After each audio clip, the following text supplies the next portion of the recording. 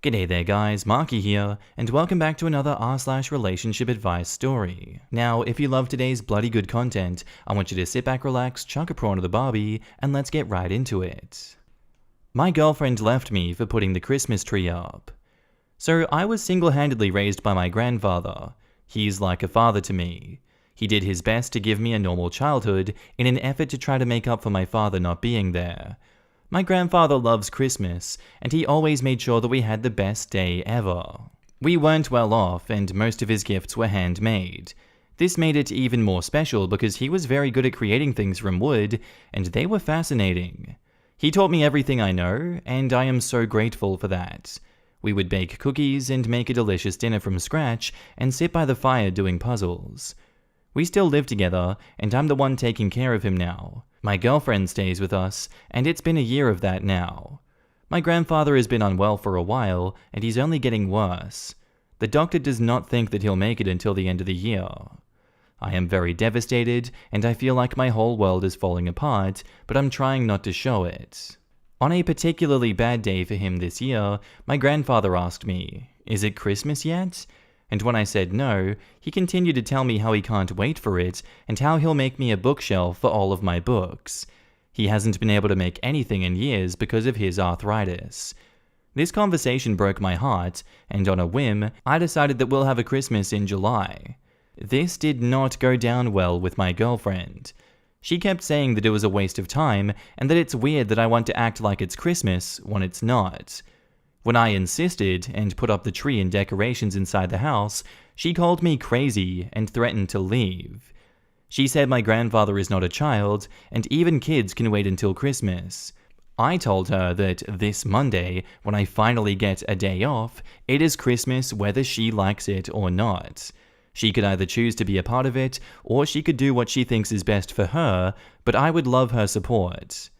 Well, when I came back from work, she was gone, and so were her clothes. As for my grandfather and I, we have already started watching Christmas movies when I come back from work, if he isn't in bed yet. I can't even begin to explain just how much he loves it. I will get us silly matching pajamas, and try to get some of his favorite things, wrap them up, and put them under the tree. I will also make us a nice Christmas lunch, and hopefully light up the fireplace if it's not too hot, which is so unlikely. Maybe I'm going crazy, but I just want to do this for us, even if it seems stupid. Merry Christmas. And now in the comments, I think you will cherish this memory forever.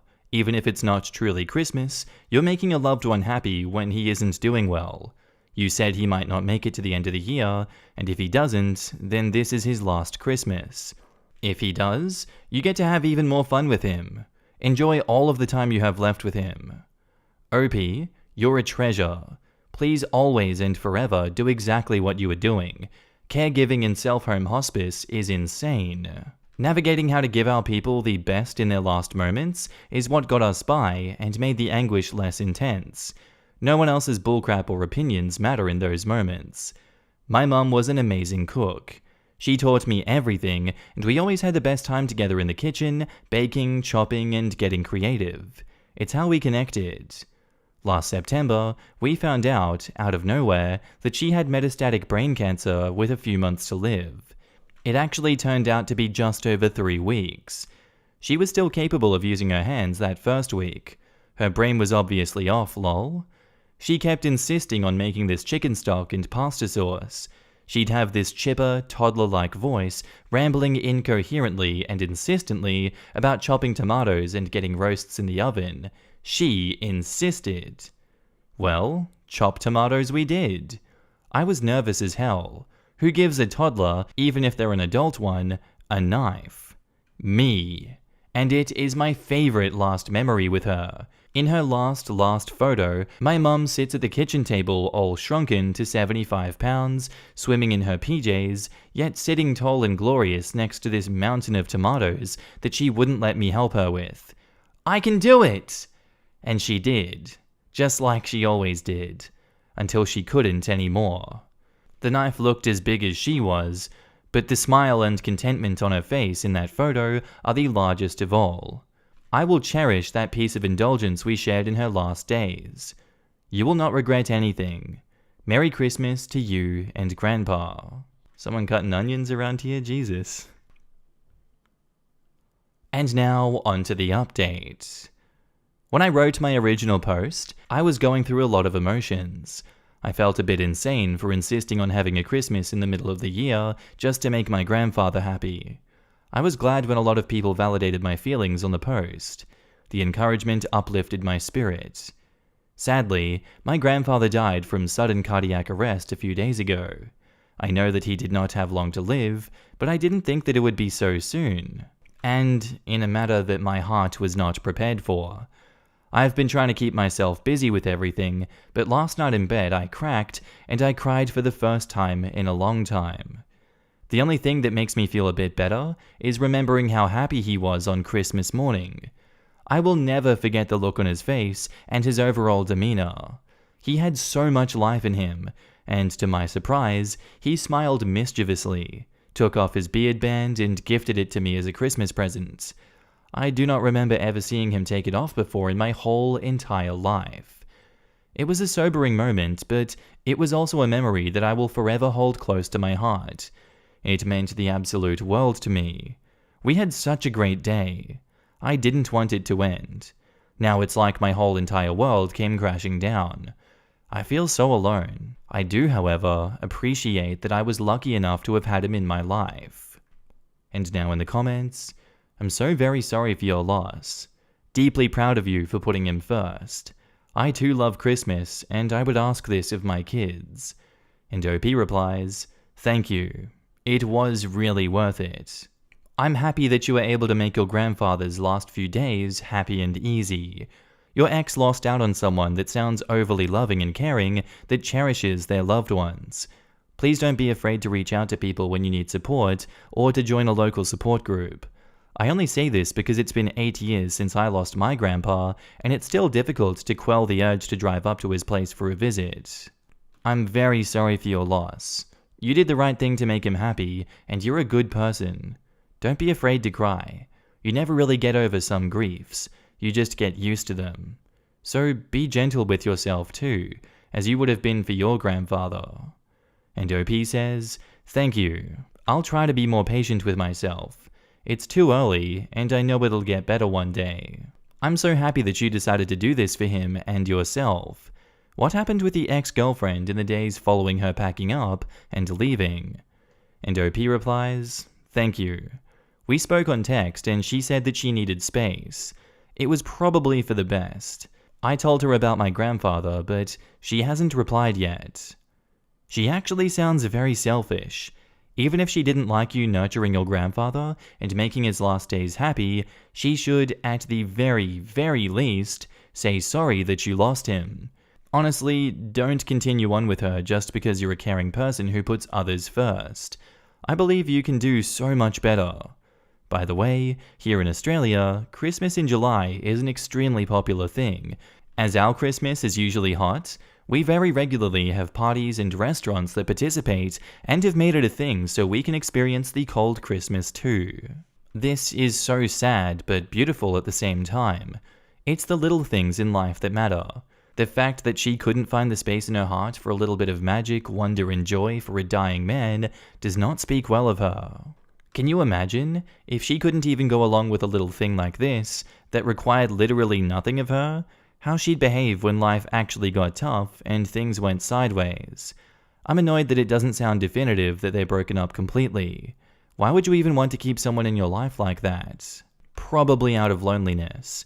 He just lost someone, and might be in denial about it truly being over with his girlfriend, because that means that he lost 2 people. That's true. Some people feel like even just scraps are better than nothing. Our next post is titled, Am I the arsehole if I don't take just one of my children on holiday with me? Hear me out first, please. I have a young daughter who is 10 who had a brain trauma condition from being hurt in the womb. She is hard work. She screams, demands her own way, and steals like nothing you've ever seen before. Since the schools broke up for the summer, she's been off the charts with her behavior. I understand for the most part she can't help it, but some she most definitely can. She is very clever, and her lies to cover her butt are prizeworthy. Now back to the Am I the Asshole? We have 3 days away booked in a pod that my 4 other children are so excited for. There is going to be fire building, games, snacks galore, but I just know that my daughter will ruin it. She will break the toys, eat all the good snacks, won't let them sleep, and steal their electronics. This morning, I got up and found she had been up in the night and had taken all the pre-bought sweets and marshmallows. In frustration, I told her if this is how she's going to be, then she won't be able to come away with us, as it's not fair on everyone else. She didn't care. Her brain doesn't work like that. She just got mad that I caught her. On reflection, I thought, of course I would never exclude her like that. But could I? The thought of a trip with just the other 4 for 2 nights, giving them all the attention, and being able to really spoil them sounds like heaven. So would I be the asshole? Edit to add, she would be with a family member being spoiled and having fun, not hidden away home alone. Yes, she has been having therapy. It makes no difference, but she gets it term time at school. I'm in the UK, not the USA. And now in the comments, not the asshole. I'm thinking of the other kids. It's only 2 days and would mean so much to them to have time without the drama. It sounds like she gets a lot of attention normally. Maybe it's the other kids' turn. In my country, we have something called respite care, where families with children with severe disabilities, including behavioral difficulties, can have short breaks where this child goes to a regular foster carer. This is an absolute godsend for parents and families who love and care for children with complex needs day in, day out. It does not make you a bad parent, brother, sister, to want to take a weekend out of this so long as safe, loving carers are available for the time that you're away. Not the asshole, but I would not present this to your child as a punishment. Share it as an exciting thing they're going to be doing with the other people they're staying with, and you'll need to set expectations on how your other kids communicate this too. The respite care thing sounds amazing. I wish that was a thing everywhere in the world. It's great, but it can be like pulling teeth to get a reasonable number of hours in Canada. Like here, have 3 hours twice a week to get groceries so you don't starve to death. Now isn't your mental health so much better? A seldom, no assholes here from me. She has brain issues and the other kids deserve their vacation too. Info. What is her therapy? By that, I mean medication or other. OP replies, no medication. She has had play therapy twice, Lego therapy, and outdoor therapy so far. Each are only a school term at a time. So, firstly, I'm gonna go against the grain and say, not the asshole. I'm autistic and had pretty bad behavior issues as a kid. I know that none of my family would ever say it to my face, but I know that I ruined more than a few outings and vacations. Having said that, I would really push for deeper and more serious evaluation and treatment. Even consider medication. There is absolutely nothing wrong with medication. Sometimes it is absolutely necessary. She's only going to get older, bigger, and therefore capable of more damage. Trust me when I say it is traumatizing for everyone watching a child be taken in handcuffs for their own and everyone else's safety after going nuclear, and my parents having no choice but to call the cops. And OP replies, we are fighting as hard as we can for her, have been since she was 6 months old. I would consider medication, however, the pathway she's on currently doesn't support it. I've tried a few herbal things to help her sleep more than 3 hours, but I don't have enough knowledge to try too many things. What on earth does that mean? Get this kid some meds that help her self-regulate. You are her parent who loves her, and even you, very justifiably, don't want her around, at least for this vacation.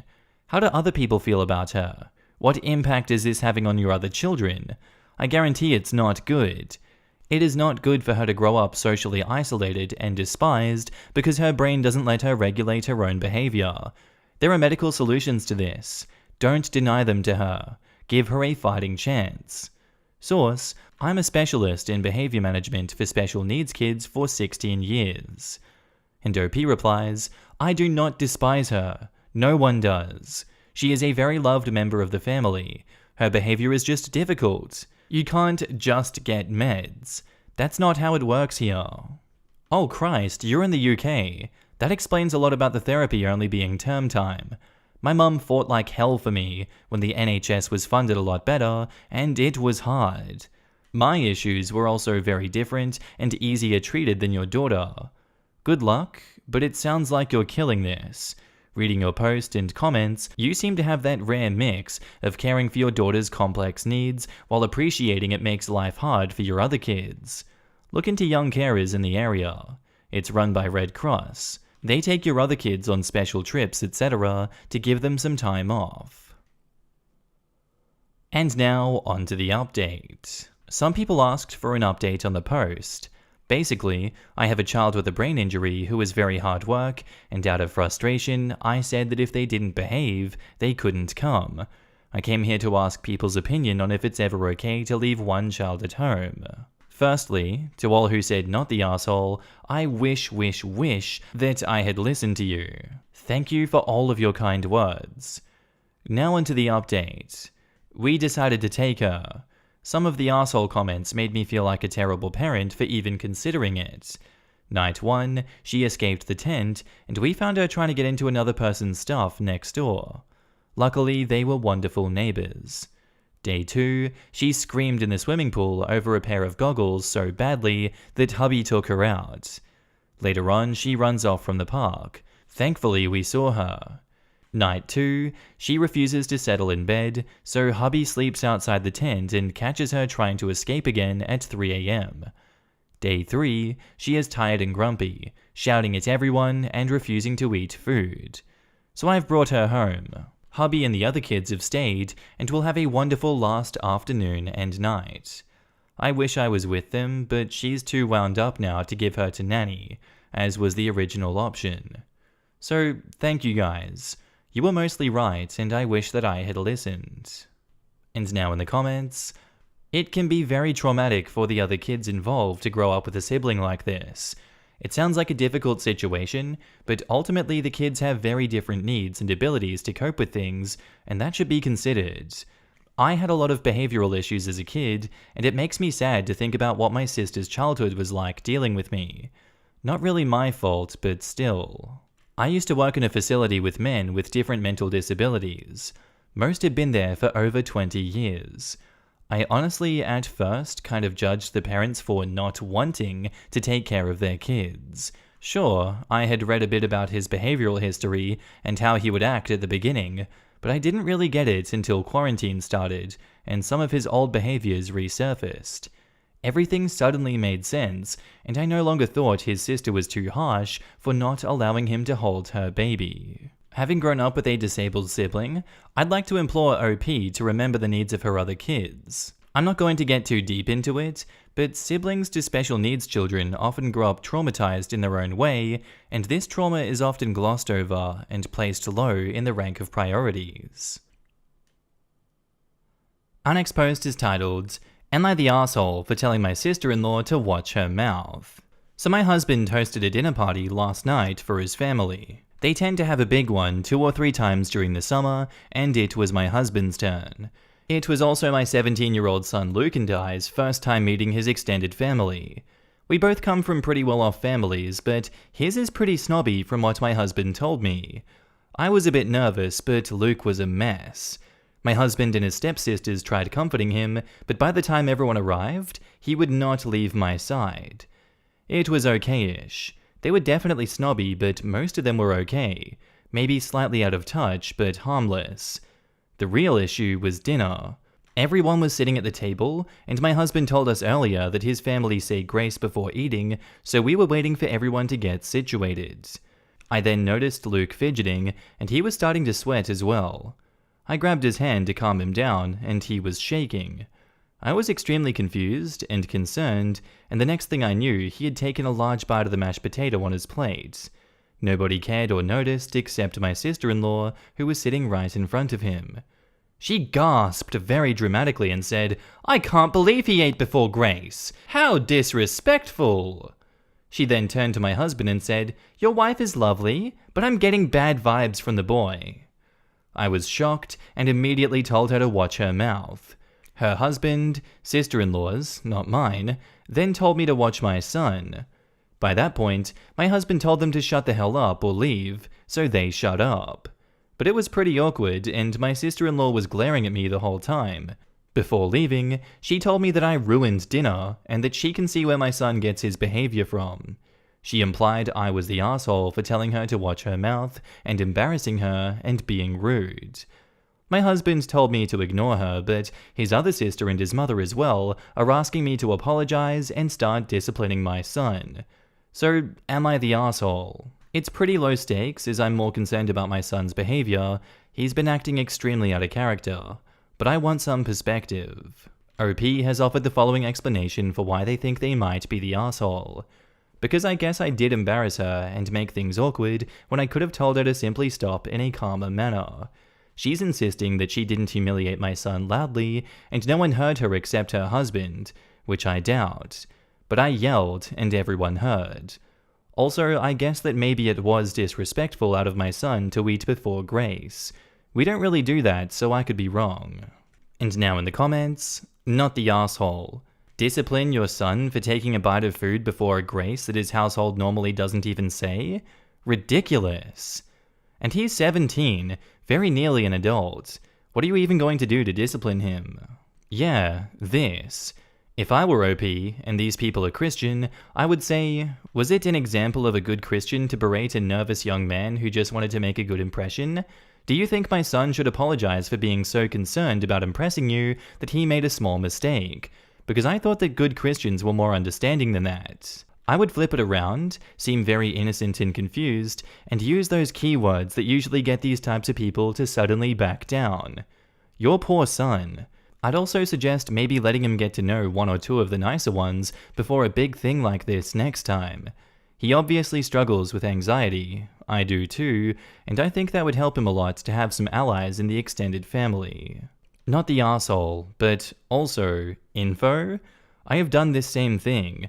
A guest in your own home telling your son, in his own home, that he's disrespectful in front of everybody isn't right at all. I'd understand if he'd said or did something rude or outrageous, but then it would be your job to say something discreetly with him. But for taking a bite of food before she saw it to be acceptable? Just no. Out of curiosity, why was your son so nervous that he wouldn't leave your side and sweating and shaking? And also, is saying grace a normal part of your dinner times? Because if you don't do this often, he clearly didn't understand. Either way, not the asshole, you didn't allow a virtual stranger to embarrass your boy, the same way that I wouldn't. And OP replies, I'm glad to see that I didn't overreact. And the thing is, I'm not sure myself. He's usually very carefree, but something triggers him out of nowhere, and he turns into a different and extremely anxious person.